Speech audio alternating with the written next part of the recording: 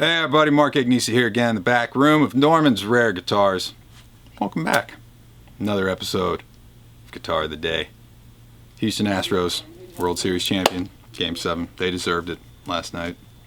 They did it. Sorry to all the LA people out there. It was a good series, man. It was. That was a really good series. A lot of runs scored in that series. A lot of home runs hit. It was a lot of fun to watch. You know, Cleveland. I'm not even going to get into the Cleveland thing. What are you going to do? Today, I've been putting it off for a while. I even talked to Carlos Guitarless on the phone today. I think he just called to make sure it wasn't off. Today, the triumphant return of Thumpin' Thursday. Woo-woo! I can tell you guys are all beaming with anticipation.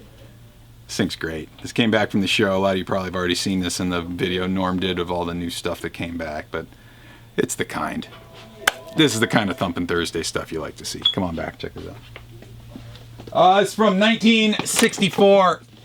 Got the original Fender Jazz bass, 3 Color Sunburst finish. Oh yeah, original hang tags. Mm-hmm. A lot of original hang tags floating around this place recently, man. I know. Some good stuff. All right, let's talk jazz basses.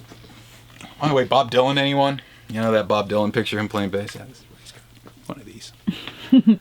This is like generation 2 jazz bass. First generations you start seeing around 59-inch. Those are what we call the stack knobs, which will just have the 2 knob set up, the concentric stack poles with volume and tone for each pickup. Once you get into 62, we get to the second generation of the jazz bass, which is the 3 knob, which will just be individual volumes for each pickup, and then a master tone control for the whole bass. And this is how it stayed up until this day. This one is 64, so this is an L series bass. Got the laminated Brazilian rosewood fingerboard. As you'll see, it kind of curves around. Let me see. Get in there. I got it. Oh yeah. Yeah. So crisp. It's at 80p. Is that 4K? Are we shooting in 4K? 4K, yes. All right. Brazilian rosewood fingerboard. I still got the clay dots. We were talking about clay dots the other day too. Still the clay dots. By the end of 64, you start to get into the pearl dots. Mark, what's that big thing going across the back? This is not the first time I've seen this. For those of you who don't look at vintage guitars very often or not hip to vintage guitars, I'll tell you exactly what this is and what it's from. I'll give you guys a few seconds at home to make your best educated guess. I know a lot of you guys know what that's from. But, all right, your time's up. Back in the 1960s, you'll see Hendrix at Woodstock too. The curly cable, man. You know, the little coily, curly, almost like telephone looking cable that people were using? Yeah, somebody had one of those in the case when they put the bass away, and it sat on top of it for a while, and whatever those cables are made out of, that plastic or whatever kind of material, just eats right through lacquer finish. I've seen this on many a Fender guitar. I think they may have even come with those curly cables at one time. They normally have the gray cable, but for the guys who use the coily cables, and even now, don't leave them in the case, man, or don't put your freaking guitar on top of them, because it will do that. But that's the worst of the wear on this thing, man. Other than that, it's pretty damn clean. Just a couple of bumps and bruises around the outside, just enough to let you know that it's honest. Original tortoise guard. Still have the, I always ask, is the tug bar for tugging on while you thump away with your thumb. Once you get into the 70s, you'll see this move up to the top where it becomes the thumb rest. And then the covers. People always ask about that too. Do they serve a function? Yes and no. This, no, just looks cool. Chrome is bitching, so they put more chrome on there. That does nothing. Underneath this cover, however, is usually where your mutes are. On the P basses, they're kind of the foam mutes. These normally have drilled into the body mutes that come up. So, I mean, most people just take them off. They call these ashtrays because most of the time it got more use as just an ashtray for your cigarettes, or perhaps even jazz cigarettes, depending on what you were into in the day. But man, this is kind of the bass that everybody thinks of when they think jazz bass. Sunburst, rosewood board, chrome covers, tortoise guard. That's the bass right there, man. Pretty cool. Sounds fantastic too. You're gonna find that out in a second. Let's go out to the couch. Let's plug this guy in. See what kind of sounds it makes. All right, we're out front. We got the 1964 Fender Jazz bass, original 3-color sunburst finish with the rosewood board, clay dots, and the tortoise guard. We got it going through Fender Rumble 200 today. all EQs at noon. Everything in the room is shaking here. Plenty of reverb. Let's start up on the front pickup all by itself for starters. Let's see what that's got on its own here.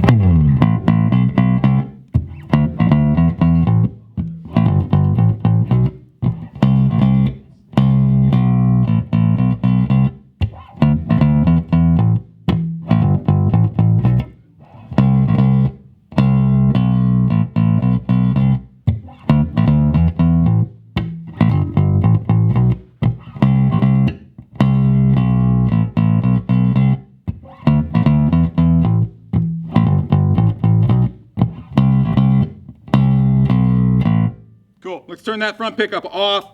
Let's go back to the back pickup. Let's see what that sounds like all by itself here.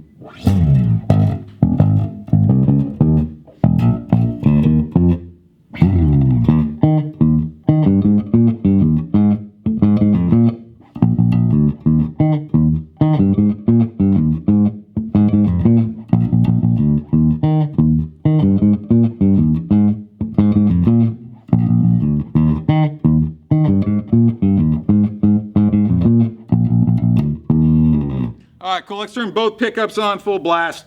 Let's grab the pick again. Let's hear this thing wide range, wide effing open. Let's see what we got here.